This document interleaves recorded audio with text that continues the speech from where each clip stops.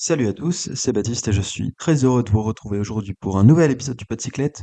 Et cet épisode sera consacré aux championnats du monde sur route qui auront lieu ce dimanche 29 septembre à Zurich en Suisse. Donc les championnats du monde sur route qui sont vraiment une course très attendue tous les ans et cette fois-ci encore plus parce qu'on aura de la belle bagarre qui sera prévue avec encore un parcours qui sera très intéressant. C'est vrai qu'on a eu de la chance sur ces dernières années, on a quand même eu des choses qui à chaque fois se passaient très bien avec des parcours difficiles, des courses très animées. Et normalement, cette année, ça devrait être encore le cas, pardon. Donc on va commencer tout de suite par parler du parcours. Donc c'est un parcours qui se déroulera autour de Zurich, avec tout d'abord une partie en course en ligne, donc il y aura 70 km à peu près, et ensuite on rentre sur un circuit que les coureurs effectueront 7 fois et demi à peu près. Donc pour un total de 274 km, c'est une course de championnat du monde, donc c'est forcément très long, et surtout 4400 mètres de dénivelé positif. Et ça, c'est vraiment pas rien. Donc on va surtout se concentrer pardon, sur le circuit puisque les 70 premiers kilomètres sont pas anecdotiques, parce qu'il y aura un peu dénivelé qui permettra à une échappée de sortir déjà, mais surtout d'épuiser un peu déjà les organismes, et donc on aura ensuite les 7 tours. 7 tours de 26 kilomètres, avec plusieurs difficultés, mais rien de très compliqué. En fait, ça monte, ça descend, ça ballonne, c'est des toboggans, mais il n'y a pas de choses très très pentues. Et en fait, le début du circuit, c'est là que c'est le plus dur, donc au bout de quelques kilomètres. On se retrouve dans Zurich avec une côte qui est en deux paliers. Donc tout d'abord un premier palier, donc au total ça fait 1,7 km à 5%. Donc jusque-là on se dit que c'est pas la folie non plus. Il y a un premier petit palier à 5%, pas très long, 200 mètres. Ensuite on a un replat de 500 mètres, donc c'est là que le pourcentage est un peu trompé dans le pourcentage final. Et ensuite on a une portion finale qui est d'un peu plus d'un kilomètre, à plus de 7%, avec un petit passage à plus de 15%. Et donc c'est là que sera vraiment la difficulté principale du circuit. Celle-ci sera située pardon, à 24 km de l'arrivée. Donc ça a son importance puisque c'est la difficulté la plus dure, mais elle est assez loin de la virée de l'arrivée. Même si on attaque dans le dernier tour, il faudra ensuite tenir dans la suite du parcours pour réussir à finir tout seul et puis remporter ces championnats du monde. Ensuite, on a plusieurs côtes qui s'enchaînent dans le parcours, mais c'est rien de très difficile. Tout d'abord, alors je suis désolé pour les noms, la côte de Pfaffhausen, ou alors aussi appelée côte de Viticone. C'est un peu plus de 2 kilomètres à 6%. C'est un peu moins pentu. C'est rectiligne, pas très dur. Bon, c'est pas un faux plat montant non plus, mais c'est pas là qu'on pourra faire les difficultés majeures, malheureusement. Et puis ensuite, ça s'enchaîne comme ça. On a des routes assez découvertes quand même, donc peut-être que s'il y a du vent, ça pourrait avoir un impact à noter. Ensuite, une petite côte, la côte du Beans, 700 mètres à 4%, 4-5%. Voilà, donc pas de quoi, pardon, casser trois pattes à un canard non plus. Ensuite, encore une autre côte de Zumikon, 800 mètres à 3%.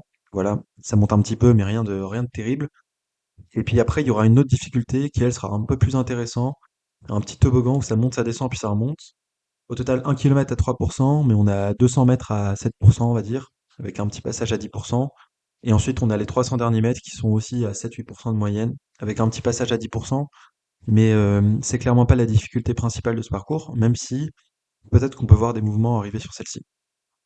Et ensuite, la dernière difficulté qui est pas répertoriée, c'est un faux plat, 1,5 km à 3,4%, la Landstrasse. Mais là, on a fait le tour de toutes les difficultés, et vous voyez que, à part la première, où on a un passage d'un kilomètre à plus de 7%, et ben on n'a pas de très très grosses difficultés. C'est juste que ça monte et ça descend tout le temps, donc on est toujours un peu en prise, sur des pourcentages assez faciles, c'est sûr, mais vous faites ça sur 273 km, à la fin vous avez les jambes bien lourdes. Et ce qui est intéressant aussi, c'est que on ne sait pas trop quel coureur classer sur ce type de parcours. En termes de difficulté, en longueur et en déclivité, donc en dénivelé positif, on est à peu près dans des ordres de grandeur de ce qu'on a sur un Liège-Bastogne-Liège.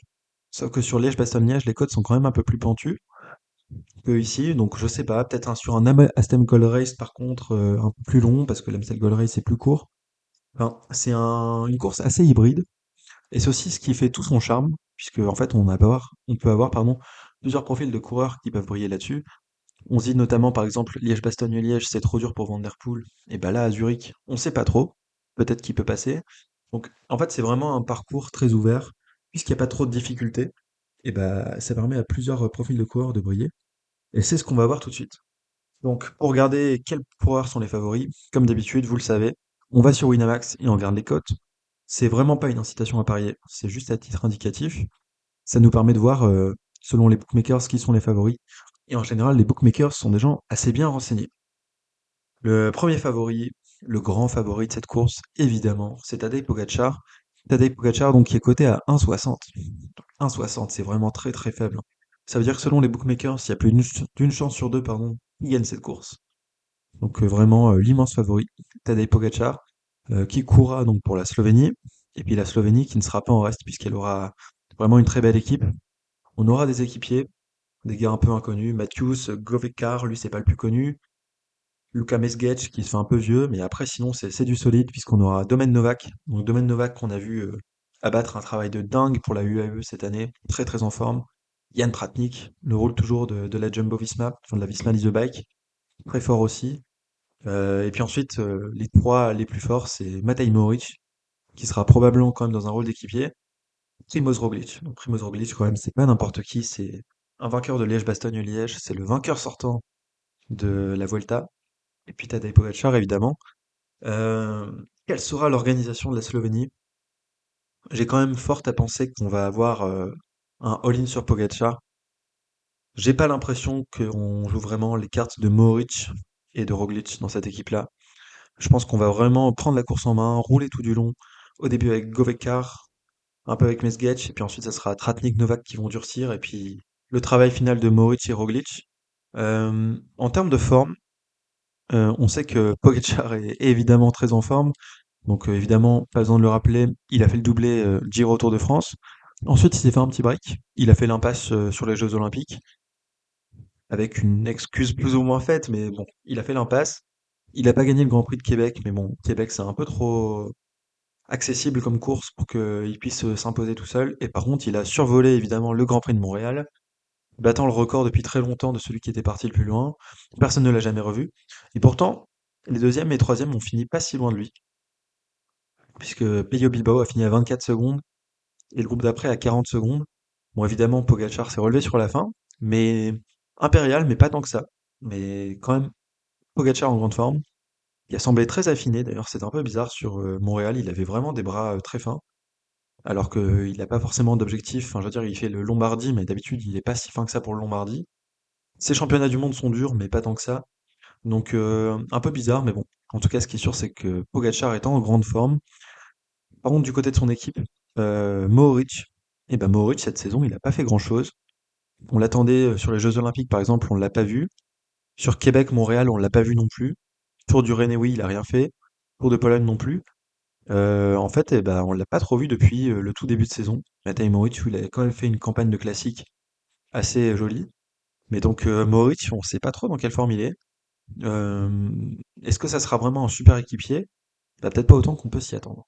Donc attention à Mohoric. Et puis je dirais pareil pour Primoz Roglic, hein. Malheureusement, Roglic, euh, il était fort sur la Vuelta. Ça c'est certain. Il a gagné. Finalement, il y a eu un peu de suspense, mais c'était vraiment le plus fort. Il n'y avait rien à dire là-dessus. Et puis, bah, sur les championnats du monde de contre-la-montre, il nous a pas trop rassuré le Primoz, puisqu'il a fait 12e. Bon, 12e, c'est pas si nul, hein, mais il a fini derrière Bruno Armirail, par exemple. Pour un mec qui est ancien champion olympique, par exemple, du contre-la-montre, c'est pas top top. Il s'est même fait doubler par Ghana, mais bon. Donc, Roglic, bonne forme, mais pas étincelant non plus. C'est ce qui me pousse quand même à penser qu'on va faire du all-in pour Pogacar. Surtout qu'on n'a jamais vu vraiment courir ensemble dans la même équipe Primoz Roglic, Tadej Pogacar. On a eu plusieurs occasions de voir la Slovénie briller, mais à chaque fois, il y en a un qui était pas trop en forme, etc. Enfin, on n'a pas vraiment vu du gros travail d'équipier. On se souvient notamment de Imola où Roglic était assez favori, puis Pogacar avait attaqué de loin, mais c'était un peu un leurre, il n'a pas servi à grand-chose. Et puis ensuite, sur d'autres courses, Roglic était un peu là pour servir Pogacar, mais pas une entente de dingue entre les deux. Donc moi je dis, reste à voir. Est-ce que les plus grands équipiers de Pogacar dans cette course-là, ce serait pas finalement des mecs comme Tratnik ou Novak? Enfin bref, on verra. On note quand même grosse équipe pour la Slovénie. J'ai un petit doute quand même sur les formes de Mohoric et de Roglic. Ça sera un élément qui sera intéressant à voir. Assez parlé de, de la Slovénie. On va passer au deuxième favori. Le deuxième favori qui est coté à 6, et c'est Remco Evenepoel. Remco Evenepoel. Si Pogacar a fait une saison où il a écrasé tout le monde, Remco Evenepoel n'est pas vraiment en reste, hein, quand même. Il a fait une saison de folie. Euh, il n'a pas gagné le Grand Tour cette année, puisqu'il a fait le Tour de France, où il a fait troisième, derrière les deux ovnis, Vingegaard et puis Pogacar. Mais je trouve qu'il a fait une belle saison quand même, hein, Remco Evenepoel. Malgré sa chute sur le Tour du Pays Basque, il a su revenir en forme sur le Tour de France, faire un beau Tour de France, gagner les Jeux Olympiques dans les deux courses, là gagner les championnats du monde sur le contre-la-montre, alors qu'on le semblait pas trop en forme sur le Tour de Grande-Bretagne. Si on revient vite fait sur les Jeux Olympiques, sur le chrono, bah, il n'y a rien à dire. Il était le meilleur. C'était un parcours en plus qui était pas trop forcément trop taillé pour lui. Autant pour les championnats du monde, là c'était vraiment un parcours qui lui convenait. Là, il aurait pu se faire taper sur les Jeux Olympiques par un Van Aert, un Tarling ou un Ghana. Ça n'a pas été le cas. Donc bravo à lui. Après, sur la course en ligne, ça semblait quand même le plus fort, mais il a vraiment bénéficié de la course de la Belgique. Donc belle saison. Ensuite, Tour de Grande-Bretagne où là il a fait l'équipier pour notamment pour Paul Magnier, pour Julien Alaphilippe. C'était sa course de reprise un petit peu. On a senti pardon qu'il cherchait un peu sa forme. Il a fait beaucoup d'efforts et je pense que c'est un processus assez sain quand même. On l'a vu hein, à l'époque sur le Critérium du Dauphiné où il faisait pas mal d'efforts alors qu'il n'était pas le meilleur et ça a payé sur le Tour de France. Donc moi je pense que Remco est en train de monter en bonne forme. Son résultat sur les championnats du monde du chrono, finalement il finit 6 secondes devant Ghana. Alors que c'est un parcours qui lui convient bien, pas trop mal à Ghana aussi, mais il y a quand même cette petite bosse au milieu qui lui permettait de prendre un peu d'avance sur un chrono très long, quand même 46 km. Ça témoigne d'une bonne forme. Donc là, l'objectif, ça serait quand même incroyable qu'il gagne la course en ligne des championnats du monde, pardon, puisque ça ferait les quatre courses olympiques et championnats du monde gagnés sur la même année. Euh, pour ça, c'est un profil qui lui convient parfaitement, évidemment. Même peut-être plus qu'à Tadej Pogacar, parce que j'ai peur que ça soit pas assez dur pour Tadej Pogacar, ça on n'en a pas vraiment parlé, mais à part le passage à 1 km à 7% avec une petite pente à 15 à un moment, bah c'est pas aussi dur que Québec par exemple, que Montréal pardon. C'est pas aussi dur que l'Estrade Bianche, que Liège-Bastogne-Liège, donc Pogacar va peut-être pas réussir à sortir aussi facilement. Je pense qu'il va réussir à sortir, il n'y a pas d'autre problème, mais pas aussi facilement que sur les courses précédentes. Et donc ça serait pas étonnant qu'il soit flanqué d'un petit Belge derrière lui. Et si on regarde l'équipe de Remco Evenepoel, il a quand même une belle équipe, mais il faut noter que Wout van Aert s'est blessé et qu'il ne sera pas là. Donc cette fois-ci, on part plutôt sur un leader unique pour la Belgique. Il n'y a pas d'Arnaud Delis non plus, etc. Donc vraiment très grosse équipe de la Belgique. Kampenaerts, Wellens, Stuyven, Benoot, Van Gils, Hermans de plus. Surtout que là, on n'a pas trop de doute sur le fait que tout sera pour la Belgique, pour Evenepoel. Donc là, ça fait vraiment une grosse équipe à son service. Je pense qu'il faudrait quand même un peu essayer de déjouer les plans de la Slovénie. Je pense que la Belgique n'a pas forcément à assumer le poids de la course de la même manière que la Slovénie. Et donc, pourquoi pas tenter un coup d'avance. Moi, je sais pas, avec un Wellens, un Steven ou un Benoît, peut-être pourquoi pas même un Van Gils, il y a peut-être moyen de tenter un truc. Après, évidemment, si Pogacar part, il faut que Evenepoel le marque à la culotte. Mais je pense qu'on a quand même de quoi jouer un peu d'autres cartes sur cette équipe de Belgique. Moi, je vous dis, j'aimerais vraiment voir. Bon, Steven, c'est un peu mon chouchou, donc j'aimerais bien le voir attaquer. Peut-être que le profil sera un peu trop dur pour lui, mais pourquoi pas un Wellens ou un Benoît attaquer pour tester un peu Pogacar. Wellens, en plus, il court d'habitude avec Pogacar, il le connaît bien, ça va être un bon atout dans l'équipe. Donc, je sais pas trop quelle sera la stratégie de la Belgique. J'ai un peu peur qu'on joue no brain et qu'on fasse tout pour Evenpool, mais on verra comment ça va se passer. Moi, j'espère quand même que la stratégie de la Belgique ne sera pas trop sur la prise en main de la course. Et j'espère vraiment qu'on saura un peu jouer de l'équipe pour mettre en faillite la Slovénie, puisque c'est quand même le grand duel annoncé cette fois-ci entre la Belgique et la Slovénie. Donc à voir comment on va rouler, même si évidemment le leader principal, c'est Remco Evenepoel, ça ne fait aucun doute. Le troisième favori sur cette course-là, côté à 8, donc 8 c'est pas beaucoup plus que 6 avec Remco Evenepoel, donc ils sont à peu près sur le même niveau d'égalité, c'est Mathieu Van Der Poel. Et c'est intéressant parce que là on voit qu'ils ont des cotes assez proches, et pourtant dans les débats, moi j'ai surtout lu les gens qui parlaient de Pogacar et Evenepoel, pas trop de Van Der Poel. Et c'est vrai que Van Der Poel a fait un tour du Luxembourg assez peu rassurant.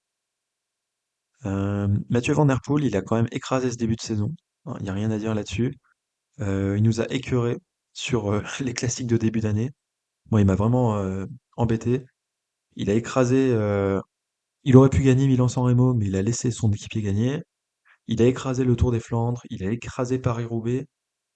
Liège-Bastogne-Liège, il était pas si loin de la gagne alors que tout le monde le disait cuit. Il a gagné le 3 de manière assez magistrale aussi. Quoi d'autre? On lui avait aussi fait quand même, il a quand même fait une saison de cyclo-cross avant où il était très très fort. Et après, il s'est un peu calmé. Depuis, on l'a pas trop vu. Tour de France un peu en dedans. Jeux Olympiques où on l'annonçait grand favori, bah, il s'est fait avoir par la Belgique. Et puis là, sur ce Tour du Luxembourg, au début, on le voit très très fort sur la première épreuve, sur la première étape. Et puis après, au fur et à mesure des jours, on s'est dit, mais il est pas si fort que ça. Jusqu'à la dernière étape où là, il a un peu de galéré. L'étape 3 déjà, il galère un peu à suivre Marc Hirschi. Et sur la dernière étape, bah, il est pas très fort. Et puis il perd le classement général au profit d'Antonio Tiberi. J'ai quand même du respect pour Tiberi, mais normalement, c'est le genre de profil où Van Der Poel doit pouvoir écraser tout le monde. Donc Van Der Poel, peut-être pas trop dans son assiette, ou alors pas encore assez en forme pour les championnats du monde. Ça, c'est toute la question. Peut-être qu'il en gardait un peu sous le pied, etc. Peut-être qu'il est en train de monter en forme. On sait qu'en général, Mathieu Van Der Poel, c'est quelqu'un qui arrive quand même à performer sur ses objectifs, mais là, ce qu'il a fait sur... j'ai peur que ça soit un peu comme sur les Jeux Olympiques où on l'attend beaucoup trop. Finalement, il pèse pas tant que ça sur la course. Donc à voir. En termes de parcours, peut-être qu'il y a un petit peu trop de dénivelé positif pour lui. Mais en termes de parcours, sinon, s'il y avait un peu moins de tours, le circuit lui va vraiment à merveille, quoi. Donc franchement, difficile de le placer sur l'échiquier avec, avec Evenepoel pardon, et puis Pogacar. Mais quand même gros gros candidat. C'est pour ça que les bookmakers le mettent à 8. Ça dépendra vraiment de son état de forme. S'il est à fond, si c'est le Van Der Poel des Flandriennes, eh ben il sera à jeu égal avec Pogacar et avec Evenepoel du coup. Mais si c'est un Mathieu Van Der Poel du Tour du Luxembourg, ça va être un peu compliqué d'aller chercher la gagne. Si on regarde l'équipe des Pays-Bas, c'est vraiment tout pour Van Der Poel, hein, clairement. Oscar Risbeck, Bart Lehmann, Frank Van Den Broek, Dan Uhl, Sam Oomen, Bob Bolema, Stuart Bax, Wilco Kelderman, tout ça, c'est vraiment que des équipiers, quoi. Donc ça sera très clairement tout pour Van Der Poel chez les Pays-Bas. Quatrième favori, là on arrive dans des cotes qui sont élevés, c'est Marc Hirschi qui est coté à 20. Marc Hirschi, euh, petite hype du moment, quand même. Marc Hirschi qui a fait une stat incroyable de gagner 5 courses d'affilée. Les 5 courses entre la Classica San Sébastien et et le Memorial Marco Pantani, il les a toutes gagnées. Bon après, il faut dire que sur la Classica et sur le Grand Prix de Plouay, sur la Bretagne classique, c'est vrai qu'il y avait de la concurrence, mais les autres c'était des petites courses un peu mineures quand même en Italie, donc ça vaut pas grand-chose. Mais à vrai dire, moi je suis pas trop étonné. C'est à chaque fois ce qu'il nous fait Marc Hirschi. Euh, il fait des saisons. En 2023, c'était exactement pareil. Il marque énormément de points UCI en faisant première place ou deuxième place sur plein de courses. Un peu de second rang, mais ça reste un coureur très fort. Et là, on l'a vu fort quand même sur le Tour du Luxembourg. Il a réussi à lâcher Van Der Poel à certains moments. Et au final, au classement général, il s'en sort pas si bien que ça. Parce que en termes de stratégie, ça a pas trop fonctionné. Il finit sixième. Mais il s'est montré fort. Donc la hype, Marc Hirschi qui revient un peu. On l'avait probablement pas connu à ce niveau-là depuis sa folle année 2020, où il gagne la Flèche Wallonne, où il est très fort sur les championnats du monde. Donc Marc Hirschi qui sera évidemment le leader de la Suisse qui aura donc Sylvain Dillier, Johan Jacobs, Maro Schmidt, Yanis Voisard, Stéphane Kung. Peut-être que Schmidt et Kung seront des lieutenants. Schmidt, on l'a vu très en forme quand même sur ses dernières courses. Kung, ça sera un peu trop dur pour lui, donc ça sera vraiment tout pour Marc Hirschi. Encore une fois, je pense pas que la Suisse pardon, prenne vraiment la course à sa main pour autant. Ils vont rester un peu tapis dans l'ombre et puis faire ce qu'ils pourront. Et puis peut-être qu'à un moment, Marc Hirschi sortira du bois. J'ai quand même du mal à le voir faire autre chose de mieux qu'un top 3, Marc Hirschi, dans des bonnes conditions. Je le vois clairement quand même pas jouer la gagne. Parce que de toute façon, on va pas se mentir, il y en a que deux qui peuvent jouer la gagne, c'est Evenepoel et Pogacar, peut-être Van Der Poel, mais on connaît pas trop son état de forme. Donc c'est pour ça qu'il est coté à 20, Marc Hirschi. Coté à 25, on a Matteo Jorgensen. Moi, je le mettrais peut-être aussi favori que Marc Hirschi quand même, Matteo Jorgensen. Jorgensen qui nous a fait une très belle saison aussi, hein, on va pas se mentir. Ce que j'aime bien aussi chez Matteo Jorgensen, c'est qu'il a une super équipe avec Sean Quinn, Riley Sheehan, Kevin Vermerk, mais surtout Quinn Simmons qu'on a vu en forme sur ce Tour du Luxembourg, Nelson Poles, homme de championnat, hein, vraiment à pas sous-estimer, et puis Brandon McNulty, Magnus Sheffield qui sont des machines à rouler. Donc on a une très belle équipe des États-Unis qui aura beaucoup de cartes et je pense qu'ils devront avoir une tactique offensive pour essayer de contrecarrer un peu les plans de la Belgique et de la Slovénie. Le leader, je pense qu'il n'y a pas trop de doute quand même sur le fait que le leader unique sera Jorgensen. Jorgensen qui a couru n'importe comment sur le Grand Prix de Montréal avec les autres Visma Lease the Bike, mais qui m'a semblé quand même assez fort. C'était lui quasiment le plus fort derrière Pogacar. Alaphilippe était à l'agonie dans sa roue. Non, peut-être Peyo Bilbao qui était aussi fort. Mais Jorgensen très fort. Jorgensen, pour rappel, il a quand même gagné des classiques cette année. Il a gagné Paris-Nice. Il a gagné à travers la Flandre. Il s'est monté très fort sur le Tour des Flandres. Donc, sacré coursier quand même depuis qu'il est chez la Visma, Jorgensen. C'est un parcours qui lui convient aussi.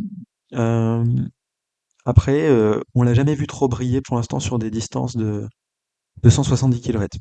C'est ça qui m'embête un peu, à voir s'il pourra tenir la longueur. Mais en tout cas, j'aime beaucoup l'équipe des États-Unis. Côté à 25, donc Jorgensen, côté à 30, Primoz Roglic. Moi, j'y crois pas trop, hein. Primoz Roglic, on en a déjà discuté. Donc voilà, de toute façon, ça sera plutôt dans l'équipe de Pogacar dont on a déjà parlé. Ensuite, côté à 40, on a Maxime Van Gils. Maxime Van Gils qui sera donc dans la stratégie Remco Evenepoel. Van Gils qui a peut-être un peu plus sa carte à jouer que Primoz Roglic, puisque il faut espérer que la Belgique va un peu jouer en jouant sur plusieurs tableaux. Mais donc peut-être qu'à un moment, Van Gils sera amené à attaquer, pour faire peur un peu à la Slovénie. Donc c'est pour ça qu'il est coté à 40. Mais j'ai un peu du mal quand même à le voir s'imposer. Côté à 40, on a aussi Ben Illy. Donc Ben Illy qui sera le leader de l'Irlande.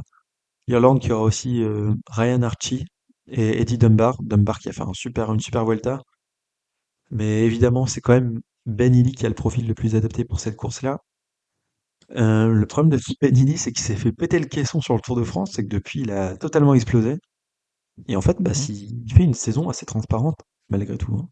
On l'a vu beaucoup et très fort sur le Tour de France, mais il a jamais réussi à la mettre au fond. Et depuis, bah, on l'a un peu perdu de vue. Donc moi, j'ai un peu de mal avec Ben Illy, même si c'est un parcours qui lui convient bien. On l'a déjà vu, pardon, se montrer très fort sur des classiques assez longues, avec des profils assez similaires. En 2023, il fait notamment deuxième de l'Amstel, deuxième de la Flèche Brabançonne, quatrième de Liège-Bastogne-Liège. Donc évidemment, c'est un parcours qui peut lui convenir. Mais moi, j'ai l'impression qu'il a un peu trop donné cette année, Benili, et qu'il est cuit. Donc j'ai pas trop confiance en lui. Côté A40, on a les Français, Cocorico, avec Julien Alaphilippe. Julien Alaphilippe, qui sera donc le leader désigné, évidemment, de ces championnats du monde. Euh, Julien Alaphilippe qui vit une meilleure année que les années précédentes. On l'a vu donc gagner une étape sur le Giro. Et surtout, ce qui était très plaisant, c'est de le voir acteur sur des courses d'ampleur. On l'a vu acteur sur la Classica San Sebastian où il fait deuxième. On l'a vu un peu acteur aussi sur les Jeux Olympiques. Et puis sur le Grand Prix de Montréal, on l'a vu un peu léger, mais il a couru très intelligemment. Et il allait choper cette troisième place. Donc c'est pour ça qu'il est coté à 40. Je pense que la science de la course d'Alaphilippe, aussi sa réussite très souvent sur les championnats du monde, faut pas l'oublier, fait qu'il est peut-être en mesure d'aller chercher une belle place, pourquoi pas un podium. Donc c'est pour ça qu'il est coté à 40. Après, malheureusement, Alaphilippe est quand même un peu un ton en dessous de ce qu'on a pu connaître en 2020-2021. Et un. Et face à des extraterrestres comme Evenpool, Van Der Poel pardon, ou Pogacar, ça sera un peu difficile d'exister. Donc c'est pour ça qu'il est coté à 40, Julien Alaphilippe. J'aime bien quand même l'équipe de France. Je voulais en parler. En tant qu'équipier pur, on aura Rudy Mollard. Rudy Mollard qui fait troisième de Québec. Donc ça, c'est pas rien. Pavel Sivakov qui était très fort aussi sur la Volta, mais je pense qu'il serait là en tant qu'équipier. Julien Bernard, vraiment Julien Bernard, super équipier. Romain Bardet, c'est aussi un homme de championnat, mais je pense que là, il sera quand même plutôt dans une position d'équipier. On l'a pas vu trop briller sur ses dernières courses. Et puis c'est un profil qui lui convient pas trop quand même, hein. Il est trop grimpeur, Romain Bardet. Et après, on aura Romain Grégoire, Valentin Madouas. Madouas, une courte usure comme ça, il va adorer. Franchement, Madouas, je suis prêt à parier qu'il sera dans le top 10. De là à jouer la gagne, ça sera un peu difficile, surtout parce qu'il y a des, des extraterrestres. Romain Grégoire, peut-être un peu encore tendre pour ce genre de course. Romain Grégoire, il a quand même fait une course qui m'avait plu sur Liège-Bastogne-Liège. Et donc, je pense qu'il est capable de faire des belles choses. Il avait fini dans le groupe qui s'était joué de la troisième place, Romain Grégoire, sur Liège-Bastogne-Liège, alors qu'il s'était fait lâcher dès le début dans le groupe là avec Coq, je crois, si je dis pas de bêtises. Donc, il était vraiment très très fort à Liège-Bastogne-Liège. Donc, si jamais ça se joue en groupe resserré, pourquoi pas le voir aller jouer un podium. Après, sur Montréal et Québec, on l'a pas trop vu. Est-ce que parce qu'il était mal placé, etc. Je sais pas, ou alors est-ce qu'il est pas en forme? Difficile à dire. C'est pour ça que je mise plutôt sur Madouas. Et puis David Gaudu. David Gaudu, c'est l'autre qui fait plaisir cette année en France avec Julien Alaphilippe. Franchement, on n'a pas eu trop le temps de parler pardon, de la Vuelta sur cette chaîne, ni du Tour du Luxembourg, mais franchement, David Gaudu nous a fait très plaisir. Moi, j'ai re-rêvé avec lui. Donc vraiment, il a une nouvelle coupe de cheveux d'ailleurs, coupe de cheveux un peu merdique, mais il performe, donc ça c'est vraiment l'essentiel. Donc vraiment, David, qui arrive très fort, on espère qu'il aura encore ses jambes de feu sur le parcours des championnats du monde. Le problème, c'est que ce parcours ne lui convient pas trop non plus quand même. C'est pas très raide. Mais David Godu, il a déjà fait des belles choses sur un Liège-Bastogne-Liège. Donc tout ça mis les uns après la suite des autres. Alaphilippe, Godu, Matouas, Grégoire. On a quand même une belle équipe. Faudra qu'on attaque de tous côtés. Après ça, je me fais pas trop de soucis. J'ai totalement confiance en Thomas Voeckler pour dynamiter la course des Français. Essayer de jouer une belle carte. Mais c'est vrai qu'on n'a pas un leader en puissance, quoi. Même si Alaphilippe sera le leader désigné. Je pense même plutôt qu'un Madouas peut faire un bon résultat qu'un Alaphilippe, parce qu'Alaphilippe, j'ai peur qu'il tente de s'accrocher au meilleur, et puis qu'il explose complètement, comme on l'a vu faire sur certaines courses. Tandis que Madouas, il saura pas suivre Pogacar et Remco, mais peut-être qu'il suivra les groupes derrière, et puis il va user tout le monde, et au final, il fera une belle place. Donc, pour jouer l'or, ça va être compliqué, mais j'espère qu'on va le jouer quand même, en ayant une course très offensive. Mais on a des belles cartes pour faire un podium ou un top 10. Donc, une équipe de France qui fait quand même assez plaisir. C'est une des premières fois où on jouera pas vraiment la victoire, même si l'an dernier c'était un peu compliqué aussi. Mais belle équipe de France quand même. Dans les favoris suivants, on arrive à 75 avec le Danemark. Donc le Danemark dont on n'a pas encore parlé. C'est pour une fois sur une course de cette ampleur-là, on parle pas tout de suite du Danemark. Et il y en a deux qui sont cotés à 75. C'est Mathias Skjelmose et Mats Pedersen. Qui sera le leader? Alors déjà, on aura beaucoup de beaux équipiers. Fuglsang pour l'expérience, Valgren, Magnus Cort Nielsen, Honoré, Kasper Asgreen, Jakob Fuglsang, je l'ai déjà dit. Et puis les deux leaders, donc Mathias Skjelmose et Mats Pedersen. Est-ce que le parcours est trop dur pour Mats Pedersen? Probablement. Est-ce qu'il est trop facile pour Mathias Skjelmose? Probablement. Donc c'est là que ça pêche un peu pour le Danemark, qui est quand même une super nation de cyclisme. C'est que le parcours est un peu dans un entre-deux. Je pense qu'on va jouer le double leadership du côté du Danemark. On aurait tout intérêt à faire ça. Euh, qui je vois le mieux performer? Bah, je dirais peut-être plutôt Pedersen, mais ça dépendra de la manière dont il court. On sait que Pedersen, il a quand même une tactique de course très offensive, et j'ai peur qu'il brûle toutes ses cartes dès 100 km de course et qu'ensuite il soit crevé. Mais s'il la joue un peu filou derrière et qu'il y a des regroupements, il peut nous faire un beau truc, Mats Pedersen. Il y a un autre coureur qui est Michael Matthews, dont on parlera juste après, qui a un peu le même profil. Et puis qu'est-ce qu'on pourra faire avec Skelmose? Je sais pas trop. Skelmose, c'est vrai qu'il brille en général sur les courses d'un jour. Après, là, c'est quand même une course très longue. Je suis pas sûr d'avoir déjà vu Skelmose briller sur une course aussi longue que ça. Donc ça me fait un peu peur pour lui. Mathias Skelmose, il a fait 9e de Liège-Bastogne-Liège en 2023, mais sinon rien de mieux. Sur le Tour du Luxembourg, il a abandonné. J'ai pas trop su pourquoi. Et puis sur le Tour d'Espagne, il était en forme, mais trop dans la gestion. On l'a jamais vu attaquer, jamais tranchant. Toujours super bon gestionnaire, donc il finit 5e. Ça sera quand même difficile d'aller accrocher mieux qu'un top 5 pour Mathias Kielmose. Donc on verra comment le Danemark va la jouer. Donc je disais côté à 75, on a aussi Michael Matthews pour l'Australie. Donc l'Australie qui sera aussi là en force. On aura des belles cartes. Australie, Jack Egg, Chris Hamilton, Jane Lay, Ben O'Connor, Jevine. Jevine qui s'est bien cassé la gueule sur le chrono, j'espère qu'il sera encore là. Donc on a vraiment une équipe assez forte. Je pense que le leader sera quand même unique, qui sera Michael Matthews. parce que les autres, c'est pas vraiment des profils qui leur conviennent. Peut-être tenter un truc avec Ben O'Connor de loin, ce qu'on a vu le faire sur la Volta, s'il est dans la même forme, une attaque de loin, ça peut aller très loin avec Ben O'Connor. Mais moi, je vois bien un Matthews un peu dans la veine de ce qu'il a fait quand même sur le Grand Prix de Québec. Et en fait, vu que le parcours n'est pas si dur, si jamais il y a un scénario avec regroupement, même si c'est pas ce que je pense, et ben Matthews devient automatiquement un des grands favoris. Donc vraiment, Matthews, peut-être dans le top 5 ou 6 des mecs que je vois peut-être gagner. Parce que j'en vois 3 gagner et personne d'autre. Mais si je dois faire un top élargi jusqu'à 5 ou 6, je pense que je mets probablement Michael Matthews dedans. Parce qu'il aura une belle carte à jouer. Voilà. Et ensuite, on finit avec les autres favoris à 75. Peyo Bilbao. Peyo Bilbao qui est coté à 75, donc qui sera a priori le leader de l'équipe d'Espagne. Même si dans son équipe on aura Carlos Rodriguez, mais Carlos Rodriguez, saison un peu compliquée. Juan Ayuso, Mikel Landa, Enric Mas, Roger Adria, Aramburu, Castrillo, bref, on a des gros gros gros grimpeurs. Sauf que c'est pas une, une course de montagne, donc c'est un peu dommage. Ce qui me fait un peu peur aussi, c'est qu'on a des mecs qui sont pas très très chauds sur les classiques, quoi. On n'a jamais vu un Ayuso, un Landa, un Rodriguez, un Enric Mas faire des trucs incroyables sur une classique. Donc c'est pour ça, je pense que les bookmakers voient plutôt payer au Bilbao. Et ils voient aussi surtout parce qu'il a fait un Grand Prix de Montréal vraiment très fort, Peyo Bilbao. Peyo Bilbao, c'est quand même un coureur qui est très régulier, qui fait des super saisons. Sauf cette année, où on l'a pas trop vu, on s'est dit, bah, il a 34 ans, il se fait un peu vieux. Et puis là, sur le Grand Prix de Montréal, il a quand même montré une force assez exceptionnelle. Donc Peyo Bilbao, très grand candidat, très sérieux pour le top 10. À voir comment l'équipe d'Espagne va se structurer vraiment. Parce que je vous le dis, c'est pas trop des coureurs de classique.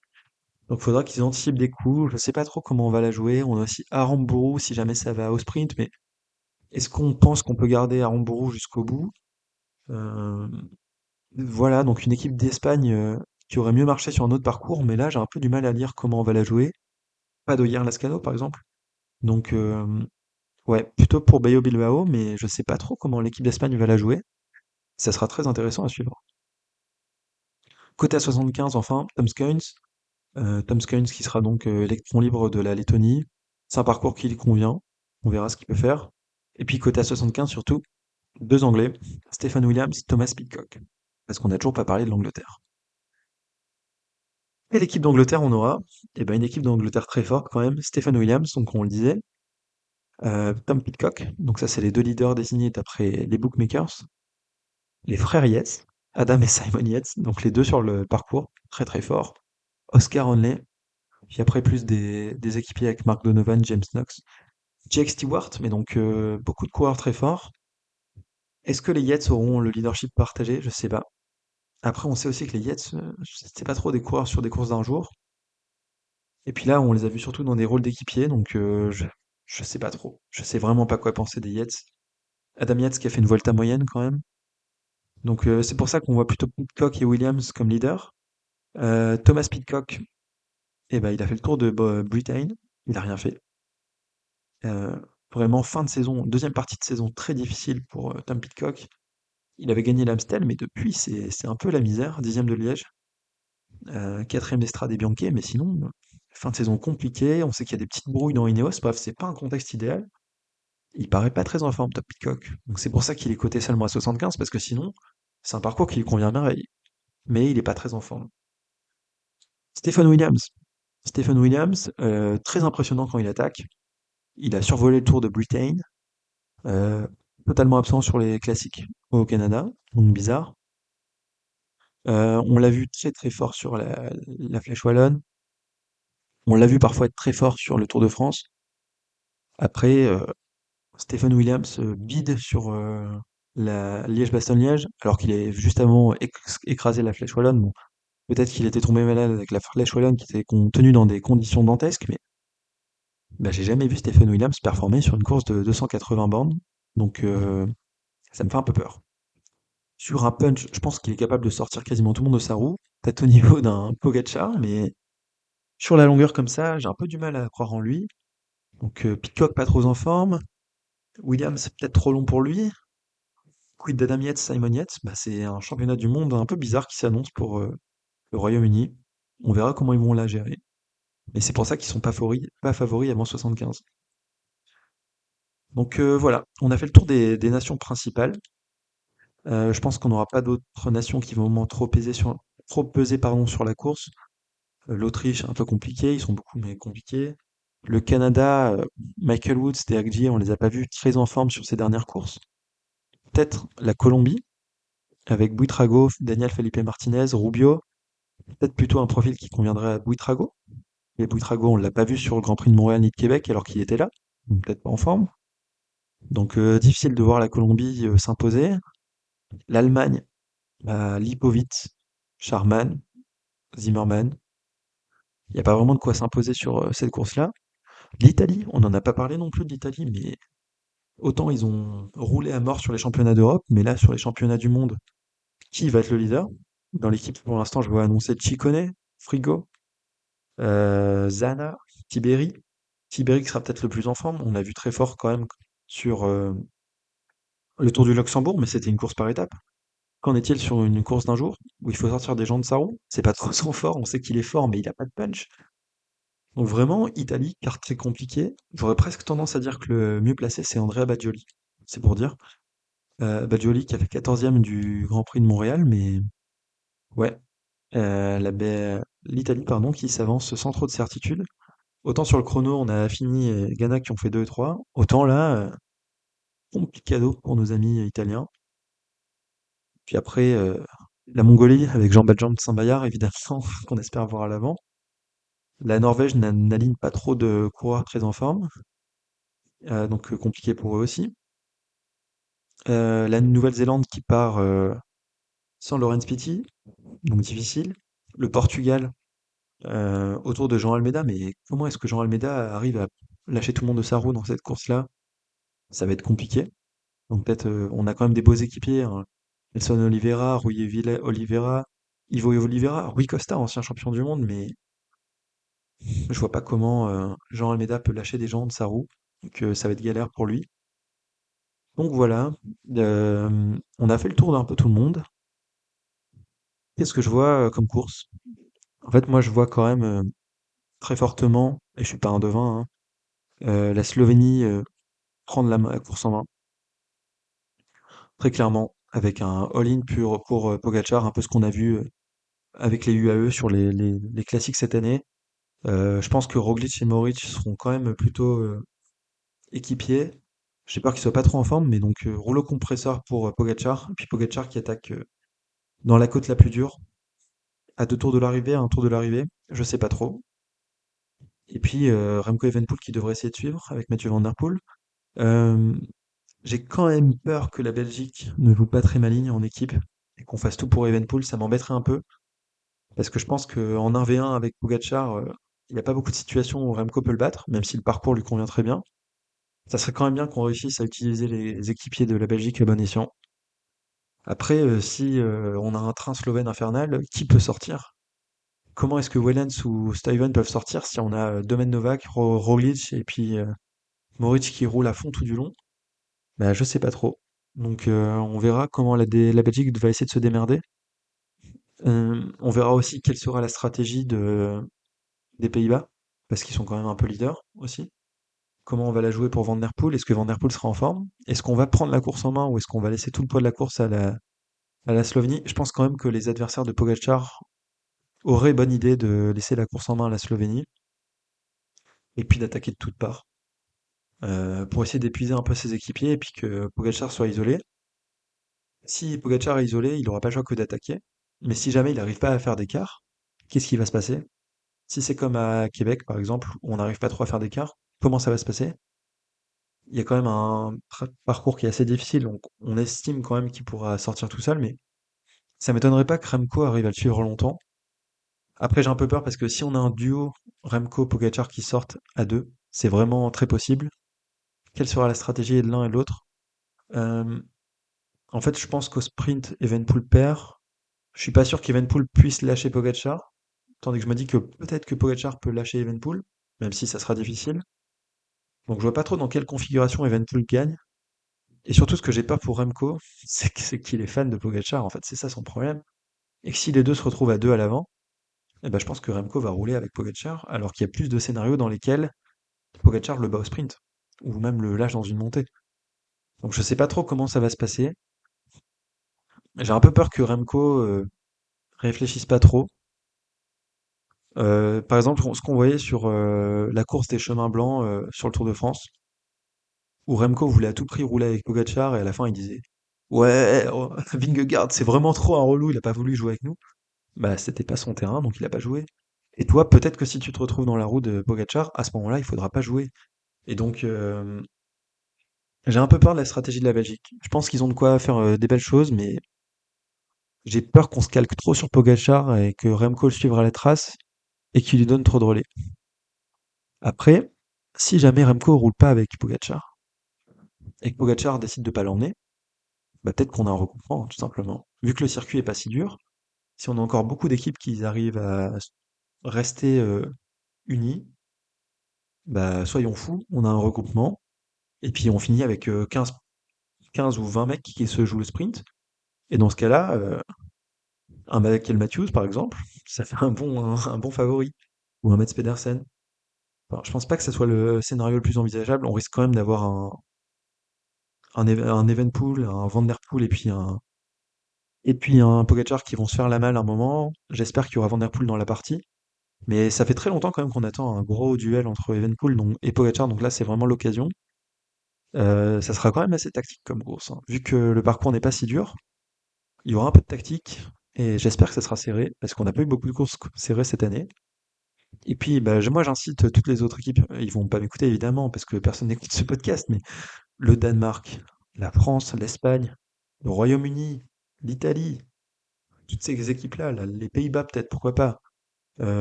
Encore qui d'autre? Les États-Unis? Faites des courses pour emmerder la Slovénie, pour emmerder la Belgique, la Suisse aussi. Essayez de faire en sorte d'emmerder cette équipe-là, parce que sinon, vous n'allez pas gagner, vous n'allez pas jouer gagnant face à Pogacar.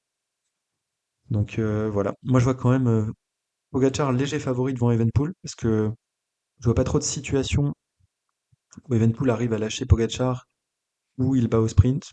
Donc c'est pour ça que je mets plutôt Pogacar favori. Je vois quand même les deux bien devant. Van Der Poel un peu en dilettante. Et puis juste derrière, bah, peut-être plutôt un mec comme Matthews. Mark Hirschi pas trop dégueu, mais voilà quoi.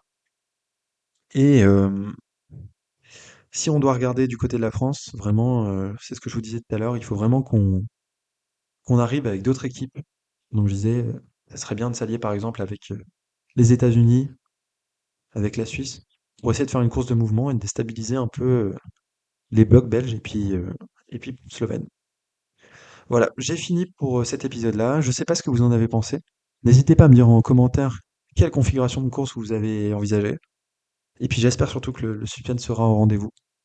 On se retrouvera ensuite après pour un autre épisode, peut-être de débrief sur les championnats du monde. On verra en fonction de comment ça se joue. Et puis ensuite, une preview du Tour de Lombardie. Et ça sera la fin de la saison.